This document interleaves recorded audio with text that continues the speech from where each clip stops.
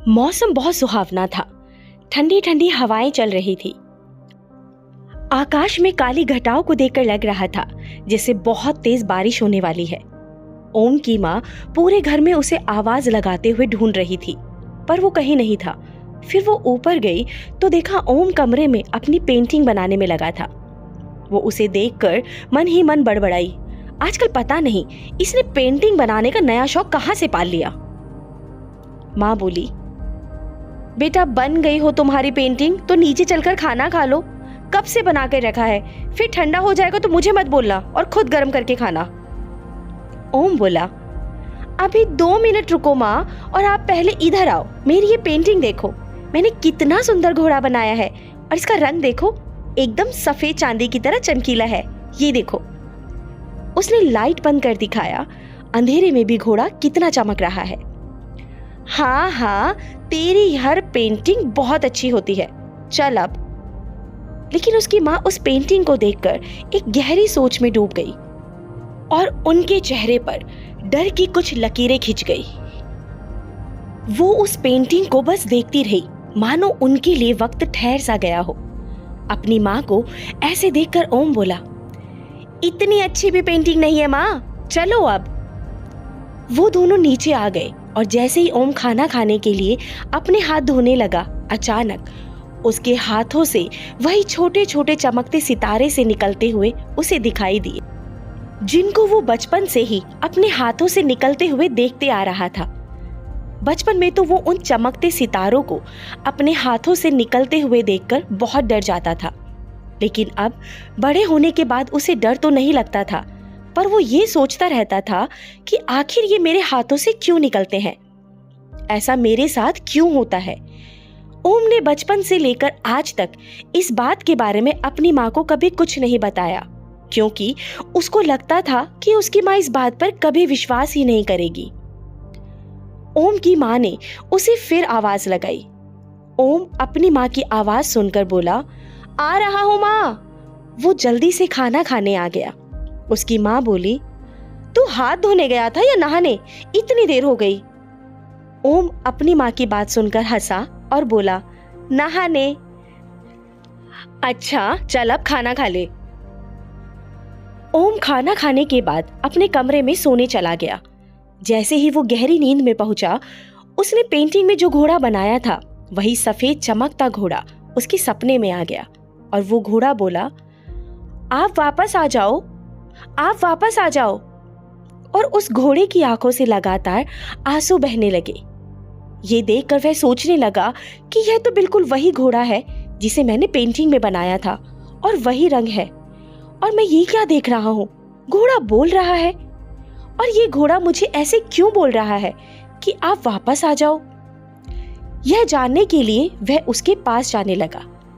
जैसे ही उसने घोड़े के पास जाने के लिए अपने कदम आगे बढ़ाए, उसके कदम आगे बढ़ ही नहीं रहे थे, मानो उनमें बहुत ज्यादा वजन हो गया हो, जैसे किसी ने उनको कसकर पकड़ लिया हो। ओम ने अपने पैरों की तरफ देखा तो देखा उसकी परछाई ने उसके पैरों को पकड़ रखा था। वो परछाई उसे उस घोड़े के पास जाने से रोक रही थी और ओम आगे बढ़ने के लिए पूरा जोर लगा रहा था। अचानक उससे वो घोड़ा फिर बोला, आपने पेंटिंग में मेरे गले का हार तो बनाया ही नहीं, जो आपने मुझे खुद पहनाया था। देखो, मैंने अभी भी अपनी गर्दन में पहना है। ये सुनते ही ओम धीमे से बोला, मैंने हार पहनाया था, लेकिन कब और कौन सा?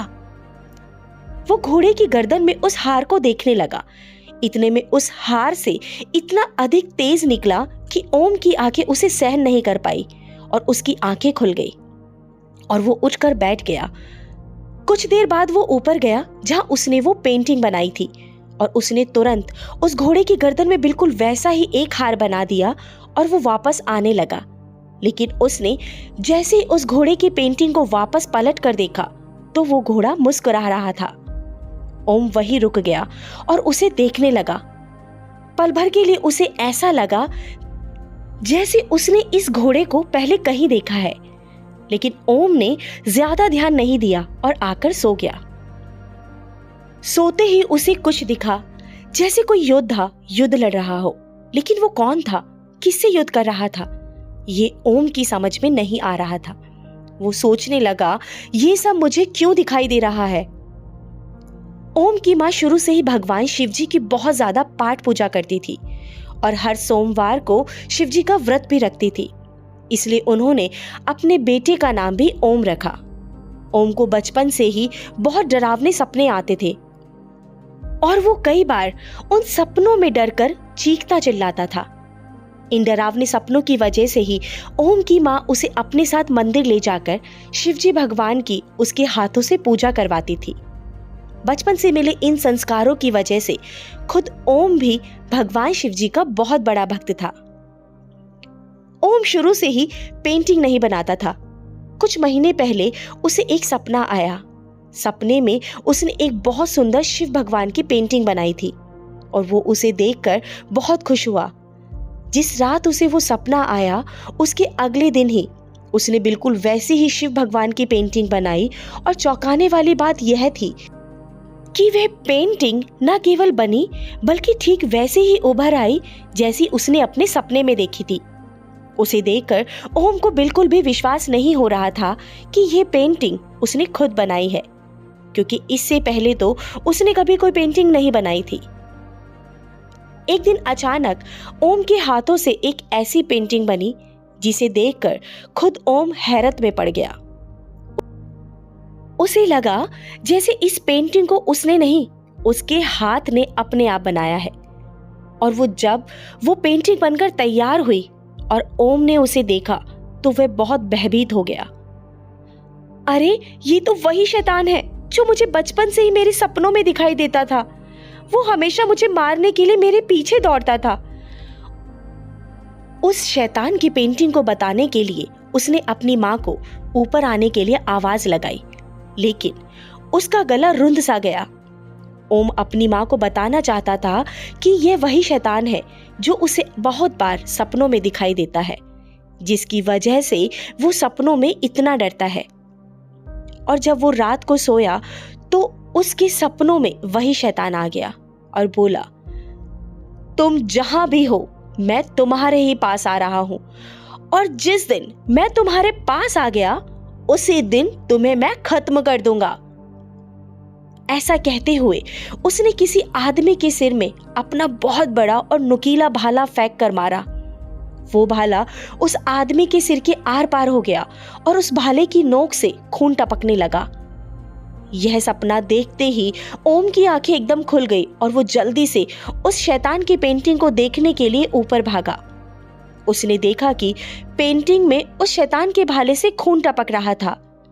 अब वो ओम और भी ज्यादा डर गया और इतने में उसकी माँ आ गई और बोली, बेटा ओम, तुम इतनी रात को यहाँ क्या कर रहे हो? ओम ने माँ की आवाज सुनते ही खुद को शांत किया और बोला, कुछ नहीं माँ, बस नींद नहीं आ रही थी तो सोचा ऊपर थोड़ा टहल आता हूँ। यहाँ आकर इन पेंटिंग्स को देखने लग गया। आप भी अब तक सोई नहीं? बेटा, मुझे कुछ आवाज आई तो देखने आ गई।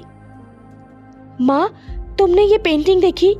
इसे बनाते हुए मुझे लगा जैसे मैंने नहीं बनाया इसे, बल्कि मेरे हाथों ने इसे खुद ब खुद बना दिया है। माँ बोली, कौन सी पेंटिंग बेटा?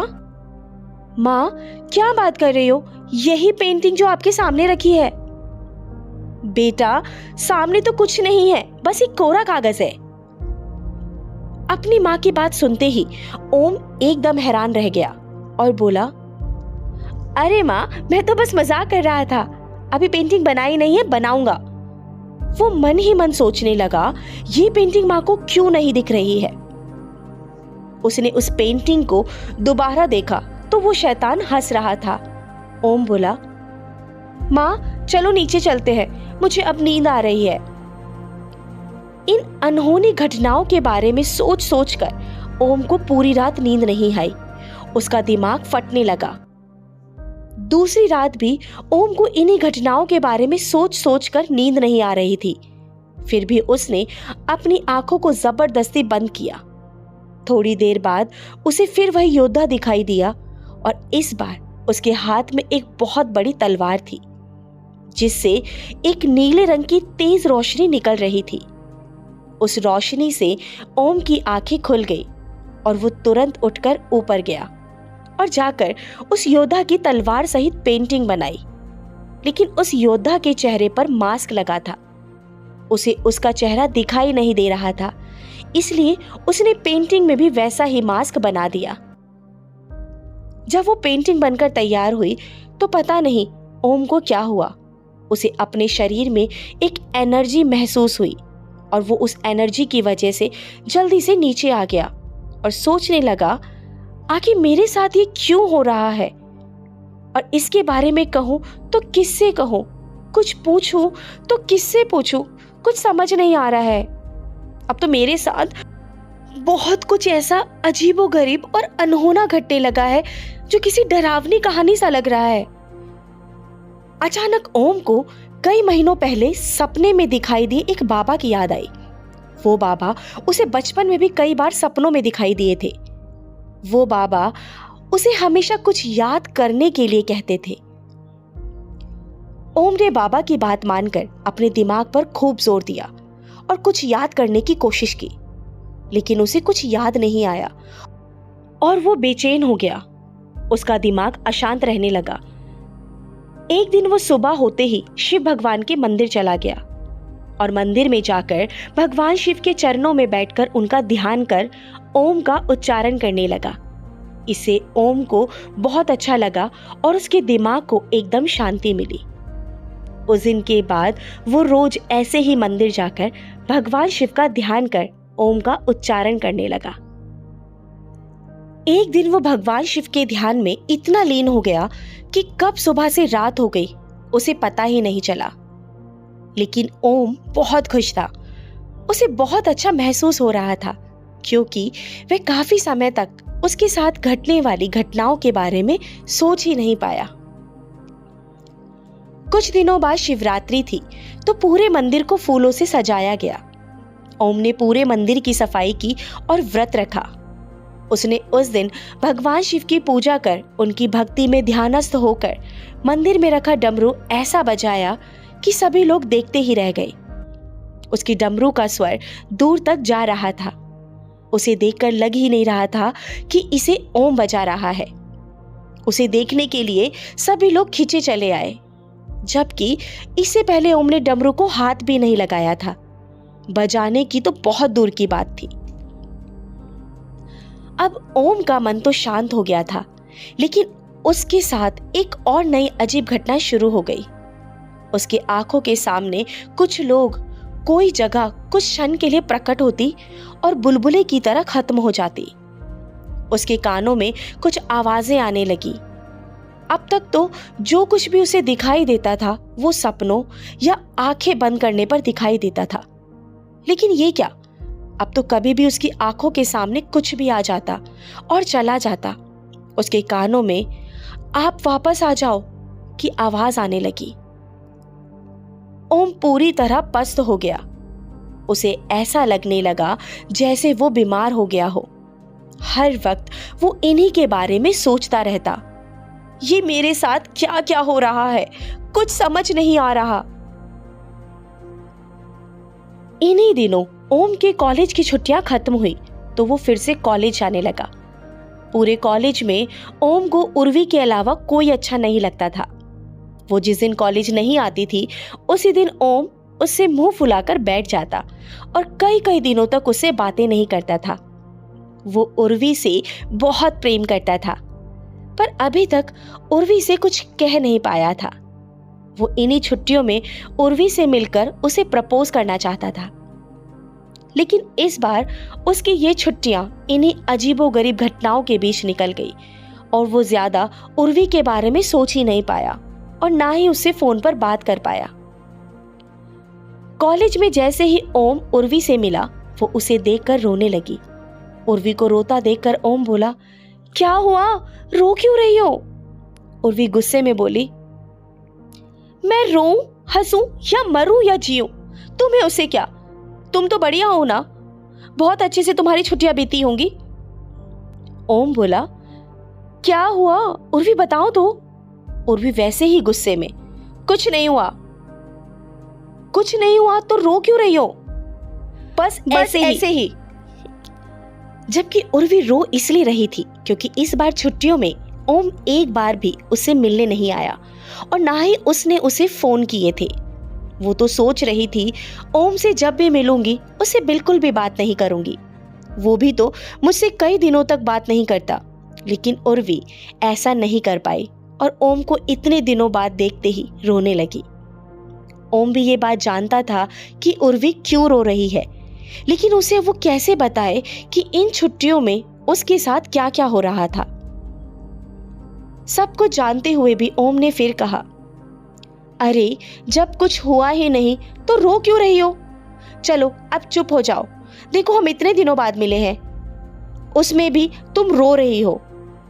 इतना कहते हुए ओम को उर्वी को देखकर कुछ अजीब सा लगा, जैसे उर्वी कुछ बोल भी नहीं रही थी, फिर भी उसे लग रहा था जैसे वो कुछ बोल रही है। और वो अपनी बात कहते कहते रुक गया और उसे एकदम देखने लगा।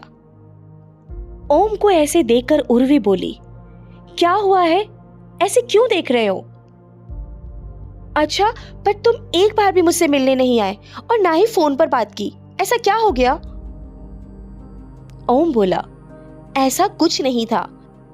चलो उर्वी, वहां उस पेड़ की छाया में बैठते हैं, मुझे तुमसे कुछ जरूरी बात करनी है। उर्वी अपने आंसू पोंछते हुए बोली, क्या जरूरी बात करनी है? ओम बोला, चलो तो सही, बताता हूं। और वो दोनों जाकर पेड़ की छाया में बैठ गए। आज ओम उर्वी को अपने साथ होने वाली सभी अनहोनी और डरावनी घटनाओं के बारे में बताना चाहता था। उसने उसे कई बार छुट्टियों में भी इन्हीं घटनाओं के बारे में बताने के लिए फोन लगाने की सोची, लेकिन फिर उसने सोचा कि उर्वी को मिलकर ही सब कुछ बताऊंगा। फोन पर कुछ कहा तो पता नहीं वो मेरे बारे में क्या क्या सोचेगी, इसलिए ही उसने उर्वी को फोन नहीं किया कि कहीं गलती से उसके मुंह से कुछ निकल ना जाए। लेकिन आज उर्वी से मिलते ही ओम फिर से सोचने लगा कि उर्वी मेरी बातों का विश्वास करेगी भी या नहीं। कहीं मेरी बातों को सुनकर मुझ पर हंसने ना लग जाए कि ये क्या कहानी सुना रहे हो। इतना सब सोचकर ओम ने उर्वी को अभी कुछ नहीं बताने का मन बना लिया। उर्वी उससे पूछती रही, क्या जरूरी बात थी ओम, बताओ तुम क्या सोच रहे हो? पर ओम ने बस ऐसे ही कहकर बात को टाल दिया और वो सोचने लगा कि कल उर्वी को उसकी एक अच्छी सी पेंटिंग बनाकर उसको सरप्राइज देकर प्रपोज करूंगा और फिर उसे अपनी पूरी बात भी बताऊंगा। लेकिन ओम को इस तरह देखकर उर्वी बहुत हैरान थी। सोचने लगी, आखिर ओम को क्या हो गया है? छुट्टियों से पहले तो वो बिल्कुल भी ऐसा नहीं था। उर्वी बोली, ओम मैं फिर पूछ रही हूं कि कोई परेशानी है तो मुझे बताओ। ओम बोला, उर्वी कोई परेशानी नहीं है, चलो अब अपनी क्लास लेते हैं वरना देर हो जाएगी। क्लास खत्म होने के बाद उर्वी ओम को पूरे कॉलेज में ढूंढती रही, पर वो उसे कहीं नहीं मिला। ओम उर्वी की पेंटिंग बनाने के लिए कॉलेज से क्लास लिए बिना ही घर आ गया। आने के बाद वो उर्वी की पेंटिंग बनाने लगा। इतने में उसकी माँ आ गई और उसे किसी काम से बाजार भेज दिया। ओम बाजार से घर आने में लेट हो गया और वो उर्वी की पेंटिंग नहीं बना पाया। उसने उर्वी की पेंटिंग सुबह जल्दी जागकर बनाई और कॉलेज लेकर चला गया। उर्वी को देखकर ओम मुस्कुराते हुए बोला, आज मैं तुम्हें कुछ सरप्राइज देना चाहता हूँ। सरप्राइज का नाम सुनते ही उर्वी कल की बात पूछना भूल ही गई कि कल वो कहाँ था, उसने उसे कितना ढूंढा। वो बहुत खुश हो गई और बोली, जल्दी से बताओ ओम, वो क्या है? ओम ने उर्वी की पेंटिंग को पीछे शर्ट के अंदर छुपा रखा था। उसने कहा, पहले तुम पीछे उधर देखो और जब तक मैं ना कहूं इधर मेरी तरफ मत देखना। उर्वी खुश होकर बोली, ठीक है, और वो पीछे मुड़कर खड़ी हो गई। ओम ने जैसे ही वो पेंटिंग पीछे शर्ट से निकाली और खोलकर देखी तो उसमें उर्वी की गर्दन कटी हुई थी और खून बह रहा था। ये देखकर ओम के हाथ पैर कांपने लगे। जब काफी देर हो गई तो उर्वी बोली, ओम क्या हुआ? इतनी देर हो गई, क्लास में भी तो जाना है। लेकिन ओम कुछ नहीं बोला और चुपचाप उस पेंटिंग को लेकर खड़ा रहा। जब ओम का कोई जवाब नहीं आया तो उर्वी ने ओम की तरफ मुड़कर देखा तो पाया कि वो बिल्कुल चुपचाप खड़ा था और उसके हाथ में कुछ था। उर्वी बोली, क्या हुआ ओम? कुछ बोल क्यों नहीं रहे हो? और ये तुम्हारे हाथ में क्या है? वो उसके पास गई और उस पेंटिंग को देखने लगी, लेकिन ओम ने उर्वी के देखने से पहले ही उस पेंटिंग के टुकड़े टुकड़े कर फेंक दिया और वहां से उर्वी से कुछ बोले बिना ही चला गया। ओम को ऐसे देखकर उर्वी को बड़ा अजीब लगा। उसने ओम को आवाज भी लगाई, ओम कहाँ जा रहे हो? तुम्हें क्या हुआ है और तुमने इस पेंटिंग को फाड़ क्यों दिया? लेकिन ओम ने पीछे मुड़कर भी नहीं देखा। उर्वी ने जाकर उस फटी पेंटिंग के टुकड़ों को उठाया और एक जगह बैठकर उनको जोड़कर देखा तो वो उसकी पेंटिंग थी। कितनी सुंदर पेंटिंग बनाई थी, लेकिन ओम को तो पेंटिंग बनाना आता ही नहीं है।